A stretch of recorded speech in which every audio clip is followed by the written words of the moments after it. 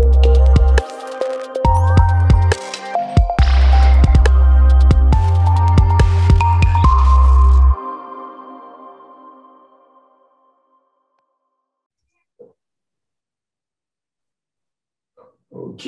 Bonjour à tous. Donc, Cédric Girard, je m'occupe de la partie avant-vente cloud d'entreprise chez Siom. Je suis aujourd'hui accompagné de Christophe Absalon. Christophe, je te laisse te présenter. Bonjour, donc moi je suis Christophe Absalon, je suis ingénieur système chez IQ. C'est moi qui m'occupe de toute la partie IQ, logiciel de sauvegarde pour les environnements Nutanix notamment. Voilà, donc chez Siom, donc aujourd'hui, on distribue IQ déjà depuis plusieurs années, notamment en parallèle d'autres solutions que vous pouvez connaître aujourd'hui parmi les grands acteurs du marché français. Pourquoi plus IQ que les autres? Alors vous allez le découvrir dans la démo. Et tout comme Nutanix a aujourd'hui, on axe plus sur ce type de solution. Pourquoi? Tant pour sa simplicité, pour son intuitivité, mais également sur sa facilité d'accès, puisque aujourd'hui, on part plus du principe où on exprime en fait un besoin à l'application de la sauvegarde, par exemple, et c'est cette application en fait qui va s'occuper du reste. C'est vraiment une solution clé en main. On va voir aujourd'hui comment IQ arrive à réaliser ce type. Alors, je ne veux pas dire prouesse parce que c'est juste du bon sens, mais un produit qui a du bon sens, notamment sur la partie backup. Et je sais qu'aujourd'hui, on connaît l'importance du backup avec tout ce qui se passe et tout ce que l'on entend sur l'actualité. Et forcément très important à considérer aujourd'hui sur ces projets d'infra et plus précisément de la sécurité. Je vais vous partager mon petit écran.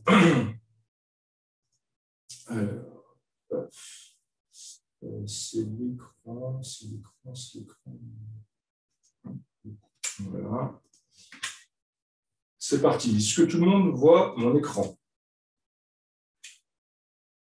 C'est parti. Christophe, tu le bon, vois? Cédric. C'est parfait. Alors, donc aujourd'hui, on se voit sur la partie sécurisation des sauvegardes avec IQ. Alors, même si IQ aujourd'hui ne fait pas que de la sauvegarde à proprement dit de machines virtuelles et de serveurs physiques, puisque on va le voir, ça va également jusqu'à la partie 365, mais plus précisément dans ce webinaire, on va faire le focus sur la partie sécurité.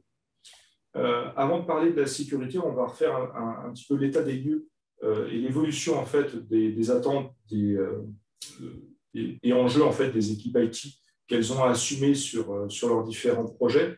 Et pour ce faire, on va juste faire un petit refresh dans le temps, notamment il y a une bonne vingtaine d'années, où lorsqu'on commençait à travailler, on avait véritablement un serveur physique pour un OS. Est arrivé après derrière la virtualisation qui nous a permis derrière de faire un serveur physique pour plusieurs OS.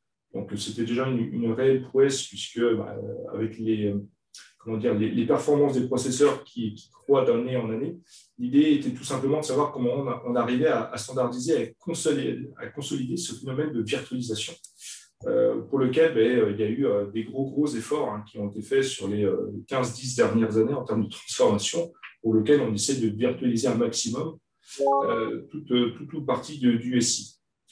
Une fois qu'on arrive à standardiser, à consolider en fait ces VM, est venue se greffer une approche cloud publique, puisque arrivée de la fibre optique dit arrivée de plus de débit, et donc possibilité de pouvoir étendre plus facilement cette partie du SI que l'on peut mettre à disposition soit de sa clientèle, soit de ses partenaires, soit de ses fournisseurs, sur une dimension cloud publique qui a l'avantage d'avoir une connotation en always on. Mais bon, à minima, il faut quand même réfléchir dans ce type de solution avant d'y aller de manière complète. Donc, ça veut dire que derrière, si on n'y va pas de manière complète, ça veut dire qu'on en garde une partie et peut-être a-t-on besoin aussi d'avoir un petit côté hybride sur cette partie-là, à savoir une partie en on-premise et une partie sur le cloud public. Et là-dessus, dans cette philosophie, est venu se greffer des attentes de cloud privé, à savoir ce que l'on peut attendre d'un Amazon, ce qu'on peut attendre d'un Microsoft Azure ou d'un GCP, à savoir un portail web qui nous permette d'administrer l'entièreté de son SI, et ce, le plus simplement du monde, sans pour autant avoir à se préoccuper de l'infrastructure. Là-dessus, Nutanix est venu en leader sur le marché français, arrivant en 2013 avec ses solutions Nutanix AOS, qui permettait d'avoir exactement la même approche, à savoir une création de VM au travers d'un portail web directement du premise. Avec cette partie cloud privée, donc, est née cette notion d'hyperconvergence. Pour autant, derrière, on a pu encore aller plus loin et pouvoir apporter, à savoir un serveur physique, plusieurs OS et maintenant plusieurs containers. Tout simplement pourquoi? Alors, c'est très bien, comment dire, ça a très bien évolué, notamment avec la partie Docker. Aujourd'hui, on retrouve de plus en plus d'applications qui sont desservies au travers d'une gestion de conteneurs. Pour en arriver directement à cette fameuse cloud hybride qui permet aujourd'hui de pouvoir provisionner plus facilement. Alors, Nutanix le fait très bien aujourd'hui, à savoir piloter toute une partie de son SI, que ce soit on-premise ou du cloud public, au travers d'une seule et même console. Pour autant, derrière, on a besoin de déléguer, encore une fois, toute une partie de son SI à des personnes qui en ont les compétences, qui en ont les rôles.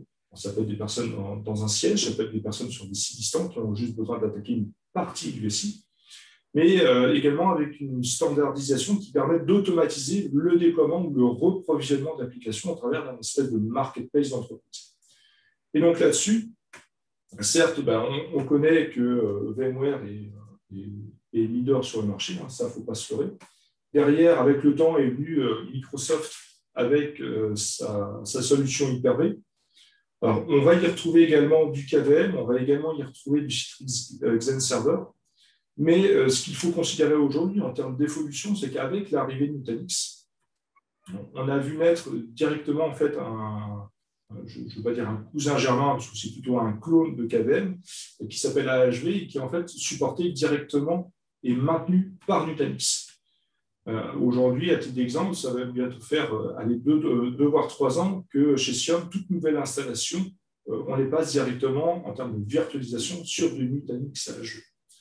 Et pour ce faire, le choix de Nutanix AHV était conditionné notamment sur la partie backup. Pourquoi? Parce que tout simplement, lorsqu'on migre sur un nouveau système de virtualisation, il faut quand même assurer cette pérennité de la sauvegarde. Pour arriver à cela, donc, il y a différents acteurs aujourd'hui sur le marché qui arrivent à sauvegarder du Nutanix AHV. Vim le fait, tout un tas d'autres aussi, hein, il y en a une petite dizaine au catalogue qui le font très bien. Et chez Siom, on a choisi particulièrement IQ, alors pour les avantages que vous allez comprendre.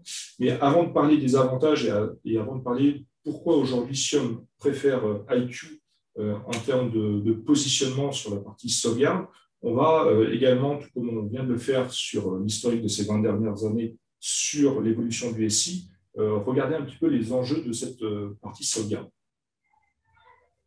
Les enjeux actuels au niveau de la sauvegarde, alors, ils sont multiples. Pourquoi? Tout simplement parce qu'avec l'actualité que l'on connaît, toute cette partie ransomware, on a besoin aujourd'hui d'avoir un système de sauvegarde qui est fiable. Bon nombre aujourd'hui de sociétés qui ont malheureusement fait la une de l'actualité se sont retrouvées non seulement avec leur SI qui était chiffré, mais également avec leur sauvegarde chiffrée. Donc on va voir aujourd'hui comment IQ arrive à se différencier de cette partie-là. Et donc dans les enjeux qu'on va retrouver principalement, on va y retrouver la partie « j'ai besoin de sauvegarder facilement ». Beaucoup ont en tête une approche cloud aujourd'hui. L'idée, ce n'est pas de faire exactement la même chose que ce qu'on faisait il y a une vingtaine d'années, à savoir dire, voilà, je veux sauvegarder tel ou tel serveur, je définis moi-même mes plans de sauvegarde, est-ce que je fais des foules, est-ce que je fais des completes, est-ce que je fais des incrémentales, est-ce que je fais du reverse incrémental, est-ce que je fais du différentiel. Bon, voilà. Aujourd'hui, on a besoin de quelque chose de simple. On a besoin de quelque chose de simple, mais également besoin de quelque chose qui soit facile à utiliser, quelque chose qui soit intuitif.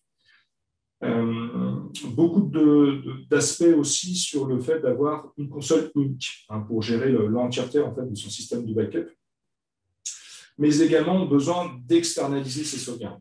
Alors, on le voit encore une fois à cause de l'actualité, on voit souvent le fait d'avoir ces sauvegardes chiffrées sur ceux qui malheureusement ont subi en fait des attaques à ransomware parce que leur sauvegarde était chiffrée tout simplement parce que les volumes de sauvegarde étaient accessibles par les postes qui ont été infectés. Alors certes, il peut y avoir une latéralité, une propagation de l'infection sur différents OS du parc informatique, mais l'idée c'est vraiment de rendre étanche un maximum le système de sauvegarde.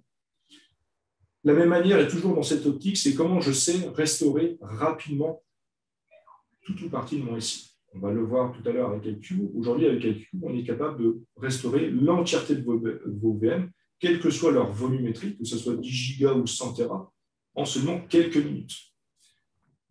La partie ransomware, étanchéité, on vient d'en parler, et également dans les enjeux qu'on nous pose aujourd'hui, c'est comment je sécurise l'outsourcing de ma messagerie, et plus particulièrement donc, avec Microsoft 365. Et qui dit messagerie externalisée dit également briques collaboratives externalisées. On va y retrouver potentiellement du SharePoint, on va y retrouver du Teams, même si c'est basé sur du SharePoint, et également du OneDrive. On va voir comment aujourd'hui IQ arrive à remporter ces différents paris. Et donc, je vais laisser la main très rapidement à Christophe à ce niveau-là. Christophe, est-ce que tu peux nous dire aujourd'hui qui est IQ? Alors, IQ, très simplement, on est une société américaine. Le siège, il est à Boston. Ça fait plus de 25 ans qu'on fait de la sauvegarde, comme c'est écrit ici. On n'est pas forcément connu parce que jusque-là, on développait en OEM. Donc, on a développé pour différents acteurs qui sont très connus aujourd'hui, des logiciels de sauvegarde, des logiciels de monitoring. Et on a commencé à faire du monitoring pour les environnements Nutanix. Et quand Nutanix a sorti Nutanix AHV, qui est leur hyperviseur que Cédric, tu viens de présenter, bah nous, on s'est posé la question très simplement, voilà, on sait faire du backup, on a des relations chez Nutanix, on connaît les API de Nutanix, pourquoi ne pas proposer le premier logiciel de sauvegarde pour Nutanix AHV? Et la petite histoire, elle est née de là. Donc, on a fait notre premier logiciel de sauvegarde IQ pour Nutanix, qui ensuite a été décliné en IQ pour Nutanix ESX, puis pour VMware, et maintenant, on backup des solutions telles que Google, Azure, Office 365, très simplement. Donc, on est devenu une société à part entière depuis quelques années, maintenant 4 ans. On s'est désolidarisé de notre maison mère. Et voilà, donc spécialise du backup multi-cloud et particulièrement de Nutanix.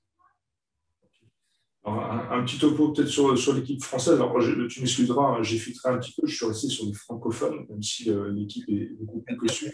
Il n'y a pas de souci. Il en manque un petit peu, mais c'est pas grave. Alors, l'équipe française est principalement composée de Xavier et de moi, qui sommes en charge du territoire de façon physique. Et on est aidé par Marco, Alexandre et d'autres personnes, juste type Anastasia et encore d'autres, pour répondre à vos questions, pour vous assister sur vos demandes commerciales, pour travailler avec Cédric et autres. Et niveau bureau, on est situé à Neuilly, à Paris, très simplement. Donc, on couvre principalement la France, les pays francophones et d'autres pays, mais voilà, gros focus sur la France pour nous. Ok. Et donc aujourd'hui, en fait, pourquoi, enfin chez Siom, on privilégie IQ, pourquoi en fait nos clients principalement sélectionnent IQ en termes de solutions de sauvegarde? Alors, pour différents critères. Le premier, et je pense que c'est l'état de l'art aujourd'hui lorsqu'on demande à certains de nos clients de donner leur ressenti sur IQ, c'est le côté simple et le côté intuitif. Pourquoi? Parce qu'en fait, très simplement, on va pouvoir déployer en quelques minutes, je ne parle pas d'heures, hein, je dis vraiment en quelques minutes, la solution IQ ainsi que son paramétrage. L'idée également, c'est plus c'est simple, plus le coût de possession est faible. L'idée, encore une fois, c'est de ne pas passer sa vie à regarder comment se passe la partie backup, à essayer de régler les problèmes. L'idée, c'est qu'il n'y ait pas de problème. L'intérêt également, c'est qu'on a une forte commutation Nutanix chez Siom et IQ est, selon nous, la solution qui colle le plus dans le sillage des évolutions fournies par Nutanix. Alors, on a connu Nutanix en 2013 avec le côté hyperconvergence. Pour autant, Nutanix a énormément grossi avec des solutions type Nutanix Files, type Nutanix Mine, Object, Volume, etc., etc. Et aujourd'hui, IQ est la solution qui se colle au plus près des évolutions de Nutanix, notamment en termes de gestion de backup sur ces mêmes évolutions. Quatrième point, tout simplement parce qu'aujourd'hui, IQ se base sur le besoin. Le client exprime son besoin de sauvegarde, IQ vient le calculer, l'orchestrer et réaliser les jobs en conséquence. Il y a vraiment un petit côté lucide et plein de bon sens de chez IQ qui nous permet aujourd'hui de délester, je ne veux pas dire d'un minimum d'intelligence, mais que le côté pratico-pratique que l'on connaît et que l'on a besoin, notamment en termes de sauvegarde, est géré et piloté directement par IQ. En termes de nouveaux usages, donc, je viens d'en parler, IQ sauvegarde très bien des machines virtuelles, mais va venir en fait se greffer au plus près des besoins, notamment en termes de sécurité, que propose Nutanix, tant sur la partie Nutanix Files que sur d'autres modules, et pour lequel, aujourd'hui, on vient vraiment rapprocher la sauvegarde au plus près de la donnée. Et un des axes majeurs, et ça, on est vraiment focus sécurité là-dessus, c'est qu'on n'a pas besoin de Windows Server pour qu'une solution de sauvegarde fonctionne. Ça veut dire quoi? Ça veut dire qu'on n'a pas besoin d'Active Directory. On est complètement déconnecté de cette partie-là, et ce qui fait qu'en termes de propagation et de latéralité d'infections qui peuvent être suite à des ransomware, on a déjà un premier rempart en termes de sécurité. Donc, je vous disais tout à l'heure, IQ, on est principalement axé sur le besoin et tout simplement comment ce besoin s'exprime. Tout simplement, aujourd'hui, on a besoin de sourcer ces sauvegardes. Sourcer cette sauvegarde, c'est tout simplement en établir, je ne vais pas dire la source, mais l'origine de ces sauvegardes. Principalement, on va y retrouver donc, des machines virtuelles, alors que ce soit sur des serveurs vSphere classiques en dehors du périmètre Nutanix, que sur du Nutanix, soit avec du VMware, soit avec de l'AHV, mais également la possibilité de sauvegarder directement des serveurs physiques. L'intérêt aujourd'hui encore d'IQ, c'est de pouvoir être déployé en quelques minutes. L'idée, encore une fois, c'est de pouvoir déployer en mode philosophie one-click la solution IQ, donc en entrant à minima une adresse IP, le login, le mot de passe, et ça y est, vous êtes déjà vous vous retrouvez déjà sur la console d'administration IQ que Christophe va vous présenter juste après. Donc, le déploiement est franchement très rapide. Hein. On va jusqu'à le trouver dans le marketplace de chez Nutanix au travers de Nutanix Calm. Juste à faire un click to deploy et c'est parti. L'idée, c'est aussi, en termes de transfert de compétences, il n'y a pas besoin de X jours de formation sur le produit. En 1 heure, on a déjà fait le tour et on a déjà commencé à paramétrer en fait, la sauvegarde. La sauvegarde est déjà fonctionnelle au bout d'1 heure. Donc, on va voir comment on y arrive. L'idée, c'est vraiment de laisser IQ en fait, piloter cette partie intelligence, cette partie calcul, à savoir comment je programme aujourd'hui ma partie backup, tout en restant en fait, focusé sur le 100% application métier. Pourquoi? Parce qu'encore une fois, le nerf de la guerre, c'est les applications métiers. Un serveur de fichiers peut être considéré comme du métier, et on a également toute une partie de base de données sur lesquelles IQ va venir intervenir intelligemment. Et la deuxième chose, c'est également la partie target. Alors, la partie target, c'est la cible, c'est où est-ce que je vais sauvegarder. Alors, le catalogue est quand même relativement riche chez IQ. Pourquoi? Parce qu'on va être capable de sauvegarder sur du NAS si on le souhaite, donc que ce soit en SMB, NFL, Cisco ou S3. L'intérêt, notamment sur ces différents protocoles, c'est différentes approches au niveau de la sécurité. On va voir pourquoi on en sélectionne plus certains que d'autres. Mais on a également la possibilité de sauvegarder directement sur des technologies Nutanix. Alors, Nutanix Mine en fait partie, donc il va venir directement se greffer à IQ pour gérer et orchestrer toute la partie stockage cible pour vos sauvegardes. Mais on peut également se baser sur du object pour avoir un côté inaltérable en fait, de la sauvegarde, ou sur du volume ou sur du files. On peut également sauvegarder sur du cloud public. Vous avez aujourd'hui les débits qui vous le permettent. Alors, ce qui est intéressant aujourd'hui avec IQ, c'est qu'on a deux modes. Hein. On peut soit partir traditionnellement sur du full plus incrémental, on programme quand est-ce qu'on veut faire sa full, ou alors on peut faire ça sur du taux de change. L'idée, encore une fois, du taux de change, Christophe vous fera un petit focus là-dessus, c'est que lorsque vous êtes sur de la sauvegarde externalisée, vous n'avez pas le week-end vos X Tera à envoyer parce que vous faites votre complète. L'idée de se baser sur le taux de change, c'est uniquement refaire une complète lorsqu'on dépasse un certain pourcentage de changement de la VM en question. Et donc, de pouvoir lisser la possibilité de faire des fouilles, notamment sur du sauvegarde externalisé qui est dépendant de votre bande passante. Et donc, à aujourd'hui, sur la partie sécurité, qu'est-ce qu'on va privilégier? Deux protocoles principalement. La partie NFS. Pourquoi? Tout simplement parce que NFS, aujourd'hui, on a la possibilité de filtrer par IP l'accès au partage. Ça veut dire qu'on est en mesure de dire, voilà, sur le partage NFS, donc sur le NAS en question, on va pouvoir préciser que seul l'AVM IQ va être en mesure d'accéder au partage qui va héberger les sauvegardes. Donc ça, c'est vraiment un premier vrai rempart sur le fait de ne pas pouvoir se faire crypter les sauvegardes, puisqu'on n'a strictement aucun lien avec l'Active Directory.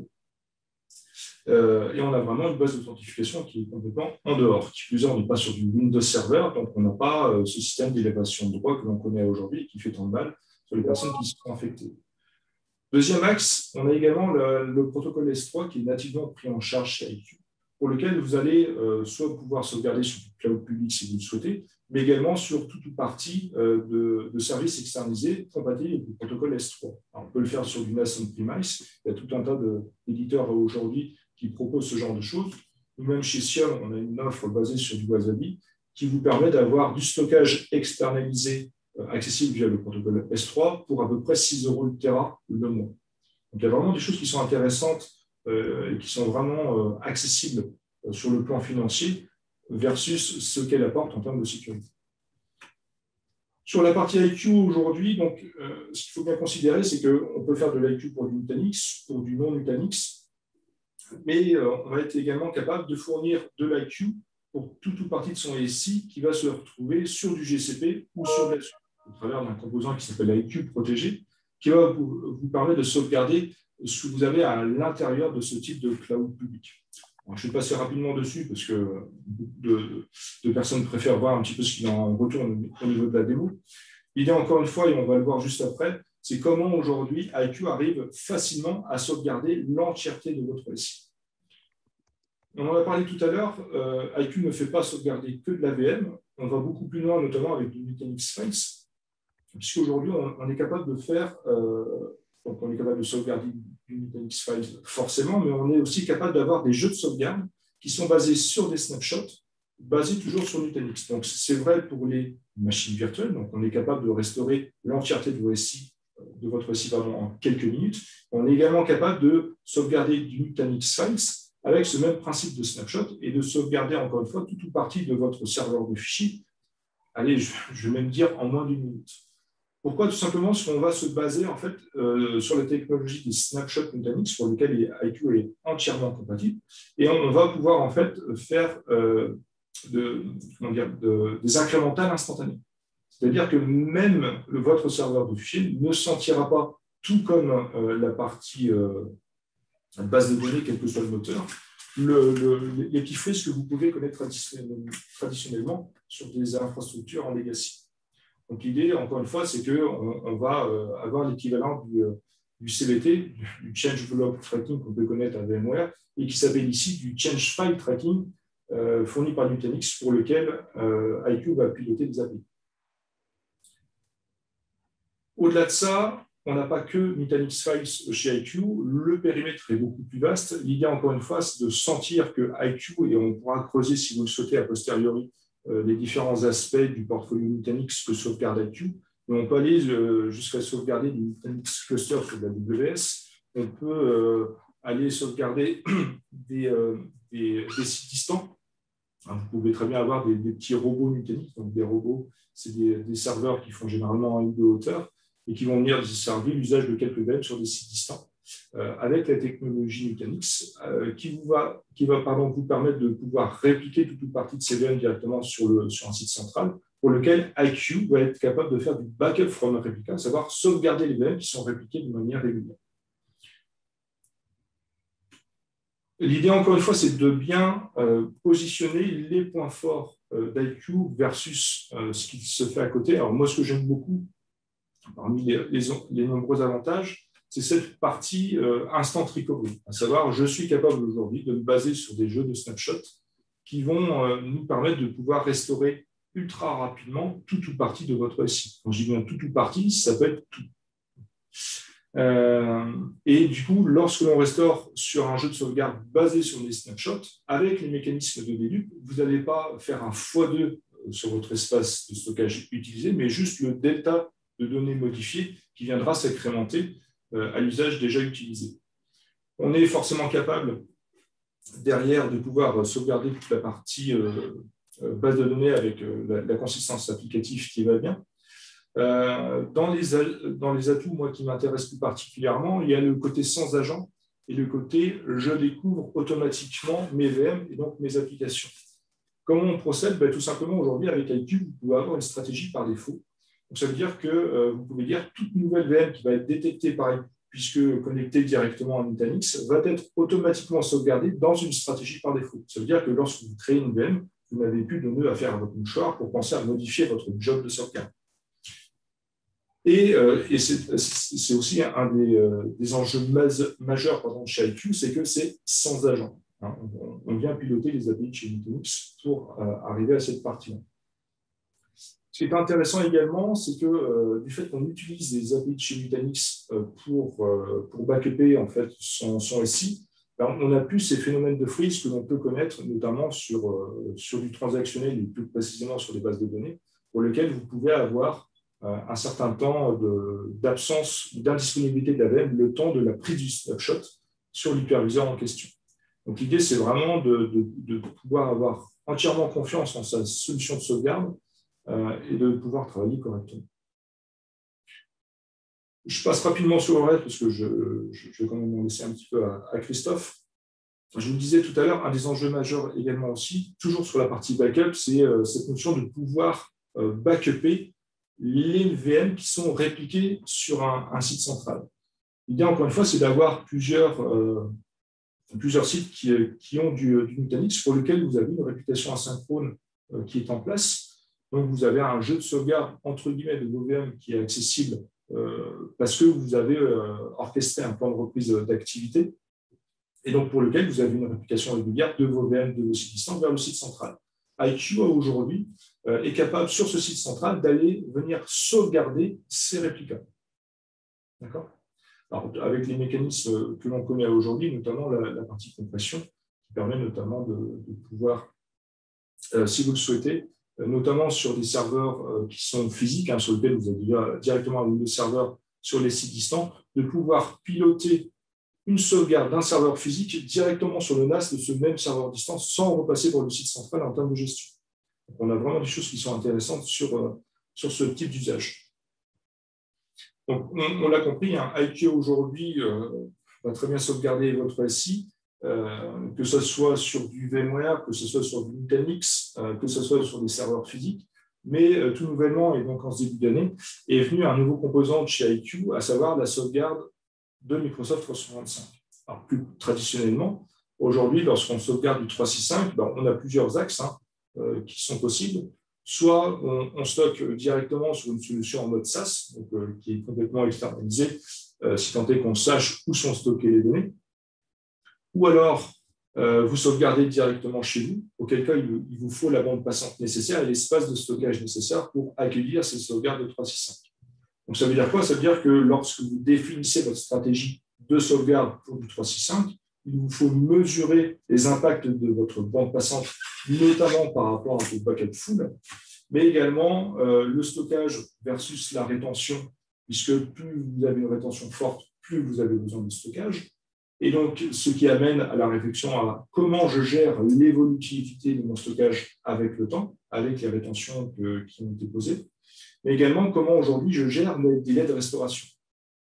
D'accord ? Puisque vous pouvez très bien acheter du stockage pas cher S3 sur tel ou tel cloud public.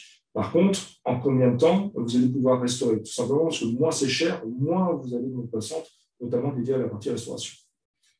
Donc aujourd'hui, comment on voit les choses avec IQ? Tout simplement que cette partie Microsoft 365 va être sauvegardée non pas sur le site ou sur du cloud public quelque part, mais directement sur une solution SaaS en mode IQ qui n'est pas chez Microsoft Azure, parce que c'est quand même important aussi de le considérer. On ne va pas aller sauvegarder du Microsoft 365 si on est sur Azure. L'idée, ce n'est pas de se dire, Microsoft n'aura jamais systématiquement la même chose qui arrive chez OVH. Et l'idée, tout simplement, c'est de faire preuve de bon sens et de se dire, je ne vais pas sauvegarder au même endroit où est le run de ma partie Microsoft 365. Donc là-dessus, aujourd'hui, IQ va pouvoir vous apporter une solution sur cette technologie-là, avec la simplicité qu'on connaît à IQ.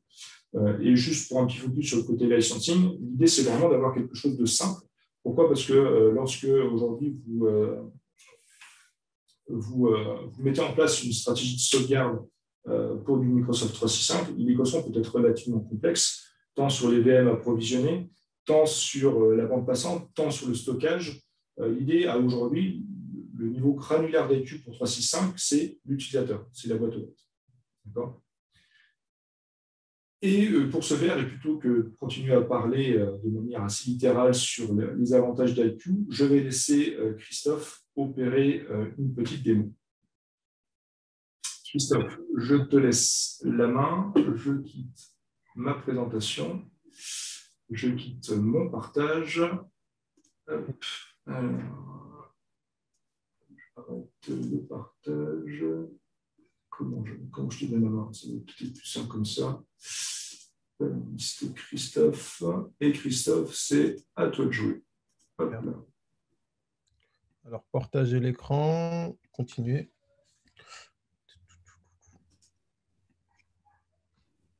Alors, merci Cédric pour cette présentation. Donc, pour résumer tout ce que Cédric nous a dit, aujourd'hui, on est dans une phase de migration. La question, ce n'est pas de savoir est-ce que vous allez utiliser du cloud, c'est plutôt de savoir quel cloud vous allez utiliser et par quel, je mets quel au pluriel. On voit qu'on est vraiment dans un monde hybride cloud et IQ vient comme solution de simplicité pour sauvegarder ces environnements. Solution de simplicité, ça veut dire que le backup, ça doit être un service, ça ne doit plus être une tâche complexe de votre infrastructure. Et nous, on va essayer de faire en sorte que ça soit le plus simple possible pour vous. Alors, quand on parle de simplicité, on ne va pas oublier la sécurité. Il ne faut pas que ça soit simple et tout simplement, il faut que ça soit simple et sécure. IQ, ça commence par ça. Alors, on est sur une base Linux, on a une base de données Postgre. Alors, c'est ordonné à chaque mise à jour. Donc, chaque fois qu'on fait une mise à jour d'IQ, on a la sécurité qui vient avec. Et ça, c'est déjà une première base de sécurité en termes de surface d'attaque. Aujourd'hui, on le sait, la plupart des ransomware, ils ciblent Windows et ils ciblent des partages SMB. Donc, vous faites votre déploiement d'IQ, c'est une machine virtuelle préconfigurée. Tout ce que vous avez besoin de faire, c'est de mettre une adresse IP et au bout de 2 minutes, vous avez accès à l'interface web. Une fois que vous êtes connecté sur l'interface web, vous allez avoir ce dashboard qui est assez simple et qui vous remonte l'ensemble des informations dont vous avez besoin. Combien de machines virtuelles je sauvegarde, les applications, l'état de santé de mon serveur IQ, de mes backups, de mon stockage et de mes politiques. Donc ça, c'est voilà, je suis bien ou je ne suis pas bien, je regarde mon dashboard, je le sais. Pour en arriver là, vous allez suivre le Startup Tutorial. Le Startup Tutorial, il vous explique comment aller en production avec le produit de façon très simple et rapide pour avoir déjà une installation de base. Comme vous disiez Cédric, en 1 heure, on a fait un déploiement, on a fait du backup et on a fait de la restauration. Après, bien sûr, il y a du tuning. Alors, si on suit ce Startup Tutorial, encore une fois, on n'oublie pas la sécurité. La première chose qu'on vous demande, c'est de changer le mot de passe par défaut pour des raisons de sécurité.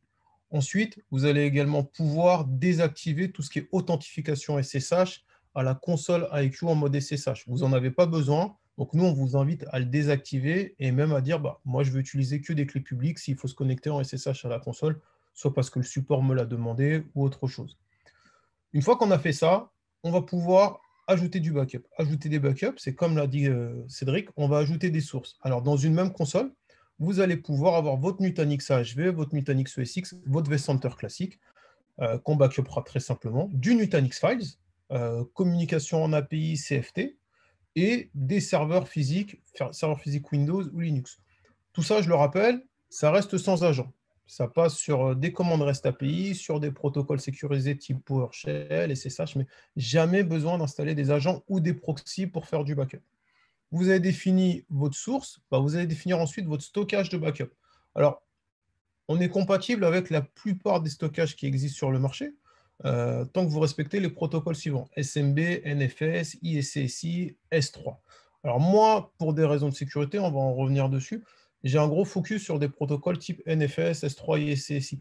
J'essaye un maximum de déconseiller SMB parce que, comme je disais en introduction, la première surface d'attaque, c'est les partages Windows. On se fait crypter ses backups parce qu'on avait un partage Windows, parce que ce partage Windows, il y avait un paramètre de sécurité qui n'était pas bien fait. C'est pas bon.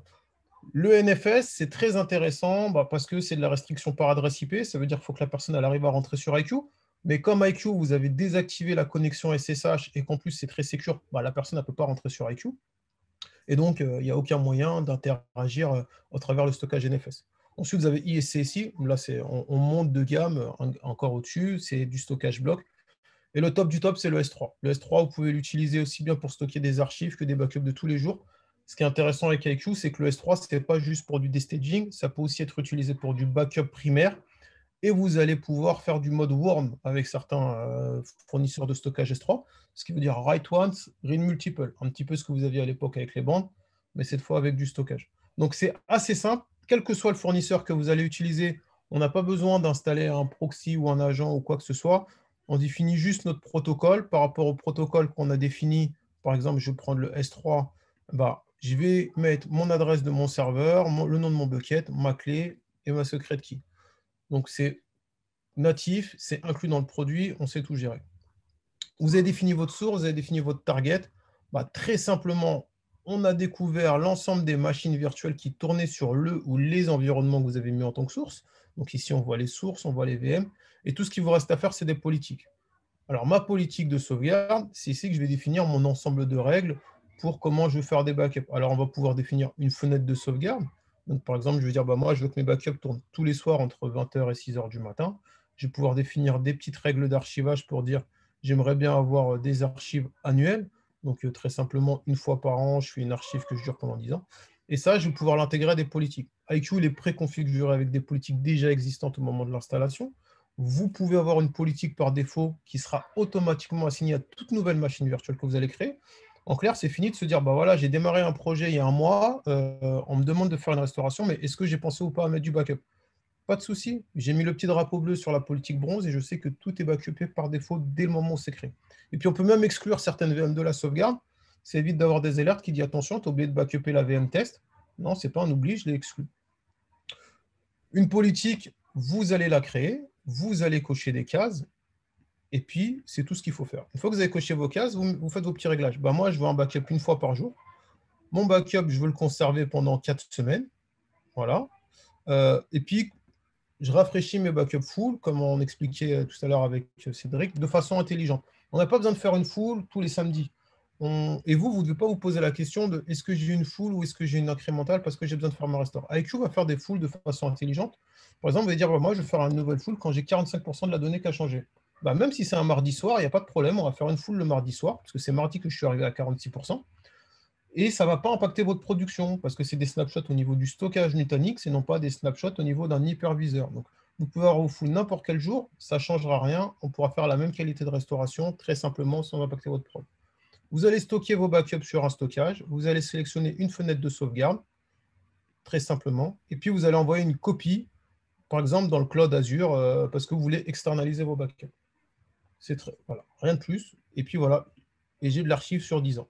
Une fois que j'ai fait ça, bah, c'est intéressant, je peux déjà faire du backup. Bien sûr, on va activer l'option Fast Restore, c'est ce qu'expliquait tout à l'heure Cédric. On donne une valeur ajoutée des snapshots Nutanix, c'est-à-dire que pendant une semaine, je conserve du snapshot. C'est une chose que vous ne pouvez pas faire avec VMware, mais que Nutanix vous offre la capacité. Et donc, très simplement, s'il se passe quelque chose, vous avez un environnement qui est complètement corrompu, on vous restaure votre VM en moins de 2 minutes. Ça, c'est vraiment la puissance d'IQ. On est capable d'utiliser les métadata des snapshots pour faire la restauration. Le backup from Replica, c'est le modèle robot. J'ai un site à Paris, j'ai un site à Nantes. Et ben, les VM de Paris sont répliqués sur Nantes. IQ est installé uniquement à Nantes et il est capable de faire le backup de Nantes et de Paris parce qu'il a détecté la réplication des VM entre Paris et Nantes. Et l'auto-assignement, c'est on peut utiliser des tags sur des machines virtuelles pour faire de l'assignement automatique de politique. Donc faire une politique dans IQ, c'est ça. C'est moins de 10 minutes. C'est vous qui allez plus vous poser de questions que nous sur voilà, est-ce que je veux backuper pendant un mois, pendant 2 mois, pendant 3 mois. C'est juste ça. Vous avez fait votre politique. Votre politique, vous l'assignez très simplement à une ou plusieurs machines virtuelles, si ça n'a pas été fait en mode automatique. Et vous allez voir, là, je prends une VM n'importe laquelle, j'en ai pris une où il n'y a pas de backup. J'ai mis la politique Gold qui est en 24/24. Mon job, il est parti. J'ai rien à faire, je n'ai pas installé d'agent, je n'ai pas installé de proxy, je n'ai pas fait de déclaration en amont. Tout ce que j'ai fait, c'est j'ai ajouté une source, j'ai ajouté une target. J'ai mon job de backup qui a tourné et qui a fait son travail.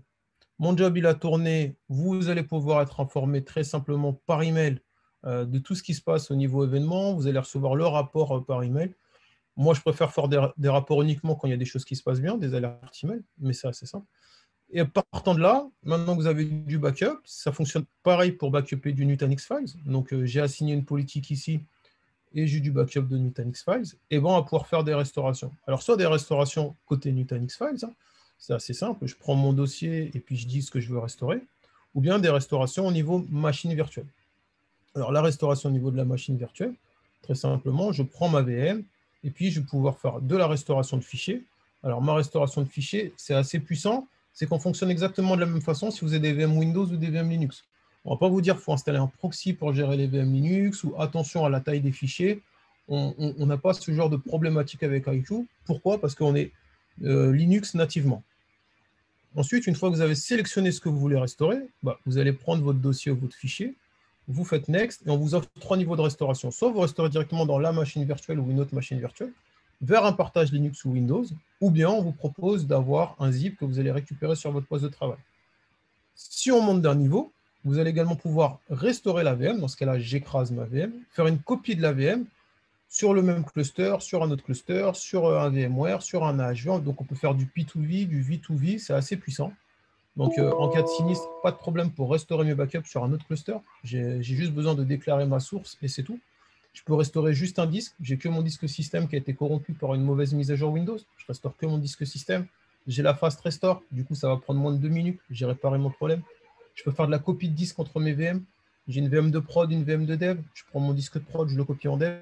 Et aussi, ce qui est intéressant, c'est qu'avec IQ, vous n'êtes pas fermé. C'est-à-dire que vous avez la capacité d'exporter vos backups dans un format non propriétaire et universel, et donc de les réutiliser à l'extérieur. Au-delà de ça, on va également vous proposer donc, des migrations vers le cloud. On peut vous aider à migrer vos données dans Google ou dans Azure. On peut vous aider à rapatrier des données de Google ou de Azure, très simplement. On va gérer vos applications SQL, Exchange et autres, toujours sans agent. On détecte les applications qui sont dans les VM et on vous propose de faire de la restauration applicative en cas de nécessité. Là, j'ai découvert une base de données et je peux la restaurer même sur mon instance de dev au lieu de mon instance de prod. Le produit, il intègre du reporting par défaut. Vous n'avez pas besoin d'avoir un niveau de licence exceptionnel pour pouvoir faire du reporting. C'est vous qui allez créer vos rapports. Donc, c'est un système de glisser-déposer de la gauche vers la droite. Et une fois que vous avez créé votre rapport, vous allez pouvoir le visualiser, vous allez pouvoir le télécharger et puis le planifier pour le recevoir tous les matins dans votre boîte mail. Donc, vous avez un message tous les matins dans votre boîte mail qui vous donne les résultats. Si on pense encore un peu plus sécurité, le produit, il est multi-tenant et self-service. Donc, vous pouvez, au travers de cette console web, donner des accès à des utilisateurs locaux ou des utilisateurs AD. Vous allez pouvoir donner différents niveaux de permission, admin, backup, restore, très simplement. Et surtout, vous allez pouvoir faire de la séparation au niveau des accès. Donc, par exemple, moi, j'ai créé un groupe DevOps, j'ai mis des utilisateurs dedans, et j'ai dit qu'ils étaient propriétaires que de certaines VM, que de certaines applications et autres. Et bien, si j'ai un utilisateur du groupe DevOps qui se connecte, moi je fais partie des deux groupes, voilà, il a une vue épurée, il voit que ce qui lui appartient. Et puis, vous pouvez voir qu'en tant que DevOps, je suis juste backup opérateur, je ne suis pas admin. Donc, je peux lancer un backup, mais je ne peux pas lancer une restauration. J'ai un dashboard épuré, j'ai du reporting épuré, vraiment simple à mettre en place. Vous faites un groupe, vous mettez des utilisateurs, vous attachez ce groupe à des VM ou à des partages, et c'est tout. Pas besoin de s'embêter pour faire des droits. Autre chose qui est assez bien dans IQ, on parle de sécurité, on parle de stockage et autres, une gestion très simple pour avoir plusieurs cartes réseau. Moi, ce que je préconise, c'est d'avoir un LAN dédié pour faire du backup. C'est-à-dire vous avez une interface pour parler avec les VM et l'admin, et une interface pour parler avec le stockage. Donc avec IQ, vous allez ajouter une deuxième carte réseau, vous allez gérer ça directement dans l'interface web d'IQ, et vous allez dire que cette interface, ça sert pour le stockage. Donc en clair, votre stockage, vous l'isolez, vous ne lui mettez pas de gateway, et c'est tout. Donc il n'est pas accessible par d'autres réseaux. Donc ça, c'est une autre bonne pratique. Bien sûr, on peut utiliser du SSL pour se connecter à l'interface, c'est comme ça que ça fonctionne, et c'est natif. Si je continue, le produit également au niveau de la roadmap. On est très agressif, ce qui veut dire qu'on se doit de vous offrir une méthode de mise à jour très simple. Aujourd'hui, on entend beaucoup de clients qui se sont pris des ransomware. Pourquoi? Parce qu'ils avaient une vieille version d'un logiciel et que le logiciel a été patché depuis, mais que le client n'a pas passé le patch parce que c'est trop compliqué. Une mise à jour d'IQ, c'est 5 minutes. Quand il y a une nouvelle version qui est disponible, vous la sélectionnez, vous cliquez sur Software Upgrade, vous allez chercher un café, vous revenez, la mise à jour est faite. Mise à jour de l'OS, mise à jour des binaires, mise à jour de la base et mise à jour des derniers CSV en termes de sécurité. Donc ça, c'est également assez puissant pour le produit. C'est tous les 3 mois. Moi, je peux vous dire que tous nos clients font des mises à jour en semaine sans se poser de questions. C'est fini de passer des week-ends, de passer des soirées complexes pour faire des mises à jour. Et ça permet de suivre la roadmap Nutanix également. Roadmap Nutanix qui est très agressif et donc IQ qui est juste derrière en termes d'agressivité pour pouvoir suivre. Ça, c'est le produit IQ, très puissant, très sécure. Nous, on est fiers de dire qu'on a des clients qui ont eu des ransomware et que tous nos clients ont été restaurés en moins d'une demi-journée après avoir eu des attaques ransomware sans aucun souci. Aujourd'hui, avec IQ, on n'a pas de client qui s'est retrouvé dans la panade parce qu'il n'avait pas réussi à restaurer ses données. Et ça, on en est plutôt fiers. Je vais en profiter. Donc, IQ, on l'a dit, c'est un produit multi-cloud avec un focus sur différentes solutions. On a récemment sorti notre solution pour Office 365. Et la particularité qu'on a, c'est que c'est une solution 100% SaaS. Donc, c'est une solution sur laquelle vous n'avez pas besoin d'installer d'infrastructure, vous n'avez pas besoin de provisionner de stockage ou de penser à votre réseau. Vous souscrivez en ligne, vous dites, voilà, nous, on a 10 utilisateurs, vous achetez de la licence pour 10 utilisateurs, et c'est tout. Quelle que soit votre volumétrie, quel que soit le nombre de boîtes mail à sauvegarder, c'est vraiment le nombre d'utilisateurs. On ne va pas vous demander, voilà, vous avez 10 Tera de SharePoint, 10 Tera de Teams, voilà. Combien vous avez d'utilisateurs. Une fois que vous avez fait ça, bah, très simplement, hein, vous ajoutez votre tenant de sauvegarde. Votre tenant, il est ajouté, on va découvrir les boîtes mail. Vous sélectionnez quelle boîte mail vous voulez sauvegarder et on fait la sauvegarde. C'est IQ qui s'occupe de tout, c'est IQ qui schedule les backups, c'est IQ qui gère tout. On backup les boîtes mail au minimum 12 fois par jour. On va backuper OneDrive également, une fois par jour. SharePoint et Teams, on va les backuper 3 fois par jour. Ça, c'est backupé sur du stockage encrypté en AES 256, multi-région et toutes les sécurités FIPS qui vont avec. Vous allez avoir de la granularité au niveau des restaurations. Vous pouvez restaurer un email, vous pouvez restaurer la boîte mail, vous pouvez migrer la boîte mail, vous pouvez exporter une copie de la boîte mail. Pareil pour OneDrive, une granularité très très poussée. Sur SharePoint et Teams, ça va être exactement la même chose. Ce qui est intéressant, c'est qu'on vous donne une rétention illimitée par défaut avec le produit. Vous n'allez pas vous poser la question de combien de temps je vais conserver mes backups. Non, par défaut, c'est illimité. Et également une volumétrie illimitée. Donc rétention illimitée, volumétrie illimitée. Le produit, il indexe tout ce qui est backup. Donc, j'ai fait du backup, j'ai un audit. On me dit, voilà, vous nous sortez tous les documents en relation avec Nutanix, par exemple. Et bien voilà, vous allez sur l'outil de sauvegarde, vous cliquez le mot-clé Nutanix. Et là, on vous dit, voilà, dans tel email, dans tel OneDrive, dans tel SharePoint, on a trouvé des relations avec le sujet Nutanix. Tout ce que vous avez à faire, c'est sélectionner tout et exporter. Votre auditeur, vous lui donnez une copie. C'est tout, c'est pas plus compliqué. On est également capable de scanner toutes les pièces jointes et de vous dire, voilà, dans telle pièce jointe, j'ai trouvé le mot-clé Nutanix. Vous avez un état du système. Vous voulez savoir comment se passent les backups, quand même pour être assuré. Ce n'est pas vous qui les pilotez, mais vous voulez peut-être quand même vous assurer. Voilà, c'est cool. Savoir qui a fait des demandes de téléchargement par rapport aux sauvegardes, qui a fait des demandes de restauration, des demandes de migration de contenu. Vous allez pouvoir les traquer. Le produit, il vient avec de l'intelligence avancée, c'est-à-dire vous allez pouvoir traquer qui communique avec qui par email au sein de la société, même à l'extérieur. On va pouvoir avoir des statistiques sur quelles sont les volumétries d'emails échangés, qui envoie le plus d'emails, quels sont les top attachments, et ainsi de suite. Et du coup, étudier la productivité au terme du produit. Ce qui est vraiment puissant, c'est que comme vous avez pu le voir, c'est un produit 100% SaaS qui fait à peu près tout, et beaucoup plus que beaucoup de logiciels sauvegarde. C'est que ça, nous, on s'est dit, il faut l'adosser avec de la compliance. Donc, on va pouvoir traquer ce qui se passe au travers des backups et dire, moi, je veux savoir si Bella Gibson, par exemple, elle a envoyé des mails à un concurrent, donc je vais dire concurrent.fr pour l'exemple, avec le mot-clé contrat. Ça, je vais pouvoir le prendre et en créer une alerte. Et ensuite, cette alerte, je serai informé. Voilà, Bella Gibson, elle a envoyé un mail avec le mot-clé contrat à un concurrent. Et du coup, je vais être informé, je vais recevoir un email et j'ai mon reviewer officer, donc la personne en charge de revoir ce qui est normal ou pas, qui va également être informé, qui va pouvoir dire oui, c'était normal ou pas normal. Donc, vous pouvez mettre de l'audit sur la plateforme. Vous pouvez traquer tout ce qui s'est passé sur la plateforme. Donc, dire, je veux savoir qui a fait une demande de restauration, qui a consulté l'historique des mails de Bella Gibson. Tout ça, vous allez pouvoir le savoir très simplement. Donc, c'est un produit assez puissant. Vous allez également pouvoir changer les périodes de rétention. Par défaut, c'est une rétention limitée, mais peut-être que les stagiaires, on ne va pas garder leur boîte mail pendant 10 ans. Peut-être qu'eux, on va garder que 6 mois de boîte mail. Le produit il est assez simple en termes de management et de gestion des accès. Vous pouvez vous appuyer soit sur vos utilisateurs qu'on vous a créé au moment de vos comptes, ou bien vous allez également pouvoir vous interfacer avec l'authentification Azure SSO pour vous connecter à la plateforme. Et puis, on peut donner différents niveaux de permission. On peut être superviseur, on peut être read-only, on peut être read, on peut être data protection officer. Voilà, on a plein de trucs.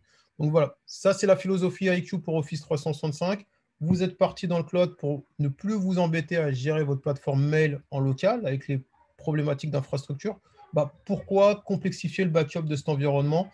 Passer aussi le backup de cet environnement en mode 100% cloud avec un modèle de tarification qui est très simple, qui est à l'utilisateur. Voilà. Donc, IQ, si je devais le définir en un seul mot, c'est la simplicité.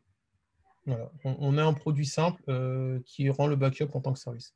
Et je vous remercie beaucoup de votre attention. Si vous avez des questions, je vais vous répondre avec plaisir. Écoute, ce que je te propose, Christophe, juste avant de passer à la première question, est-ce que tu pourrais revenir sur la partie IQ pour Nutanix et notamment la partie gestion des RTO avec le petit icône de compliance. D'accord. Alors, on va prendre une machine virtuelle ici. Alors,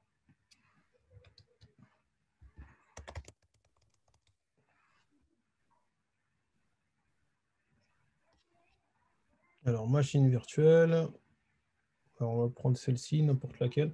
Alors là, vous avez votre machine qui dit qu'elle est compliant. Et en fin de compte, elle est compliant parce qu'elle respecte 4 paramètres. Le premier paramètre, c'est qu'on a respecté la règle, on a bien fait un backup une fois par jour. Le deuxième paramètre, c'est que le dernier backup, il date de moins d'un jour. Donc ça, c'est parfait. Le troisième paramètre, c'est qu'on a dit qu'on voulait être capable de restaurer en moins d'un jour. Et donc, IQ vous dit, voilà, il faut moins d'un jour pour restaurer la VM. Et le quatrième, bah, c'est le temps estimé pour restaurer. Il dit, celle-ci, bah, ce backup-là, il me faudrait 1 minute pour le restaurer. Donc, c'est assez simple pour vous de savoir est-ce que vous êtes compliant ou pas. Là, on vous dit, sur celle-ci, je ne suis pas compliant. Pourquoi? Parce que le backup, il s'est passé plus de 1 jour entre 2 backups. On a dit que c'était 1 jour max, et là, il s'est passé 1 jour et 29 minutes. Donc, du coup, il met un petit warning. Attention, on n'est pas compliant. Si jamais il vous faut 2 jours pour restaurer votre serveur de fichiers, bah, ça sera pareil. Vous aurez un petit rond rouge qui dira, attention, le serveur de fichiers qui fait 12 Tera, bah, il nous faut 2 jours pour le restaurer. Donc, c'est assez simple. Ouais. Et cette notion, excuse-moi, donc elle se définit en fait directement dans la policy. Ouais. On l'a passé rapidement tout à l'heure, mais vous pouvez en fait définir votre RTO dans la policy. Si vous avez une seule VM qui, dans votre stratégie, ne correspond pas à cet objectif global de cette stratégie, vous aurez un rond rouge sur la stratégie. Voilà. Autre question de Christophe, la navigation temporelle dans la restauration de fichiers est-elle possible? Alors non, ça c'est quelque chose qu'on n'a pas encore, sur quoi on travaille, mais aujourd'hui on n'a pas encore cette fonctionnalité. Donc c'est lié à l'indexation des fichiers et ça on ne l'a pas encore. C'est-à-dire qu'aujourd'hui, en fait, vous êtes obligé d'abord de choisir le créneau temporel, puis après la ressource qui contient effectivement le fichier en question. Voilà. Je fouille ici, je regarde si j'ai mon fichier autre. Après, bon, je comprends la question. Ça met à peu près 1 minute à vous donner votre vue. Donc voilà, c'est assez simple. OK. Est-ce que vous avez d'autres questions dans le chat, dans la question pionnière? Alors, est-ce qu'il y en a d'autres? De rien.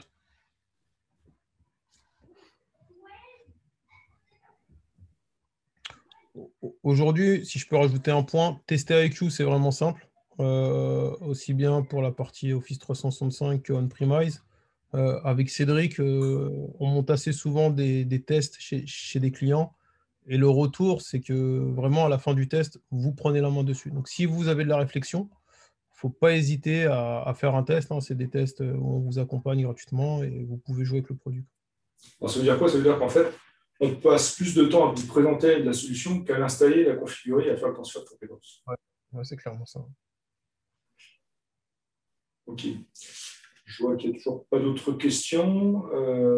Donc, Christophe, je crois que c'est la première fois qu'on est dans le timing, parce qu'il nous reste plus que 2 minutes. Et on a tout fait. On est bon. C'est parfait, on est pas mal. Est-ce qu'il y aurait d'autres questions? Non, toujours pas. Bah, c'est parfait. OK. Bah, écoutez, dans ce cas-là, il ne me reste plus qu'à vous remercier. Merci à tous d'avoir participé à ce webinaire. Pour ceux qui le souhaitent, bien évidemment, on est à votre disposition. Vous avez nos coordonnées, notamment sur le début de la presse. Vous avez eu également nos adresses mail, donc n'hésitez pas à nous solliciter soit dans le chat également si vous souhaitez aller un petit peu plus loin a posteriori de cette presse. Et encore une fois, n'hésitez pas à nous contacter, on est là pour ça. Je vous souhaite une bonne journée. Merci beaucoup. Merci Et beaucoup. je vous dis à une prochaine fois. Au revoir.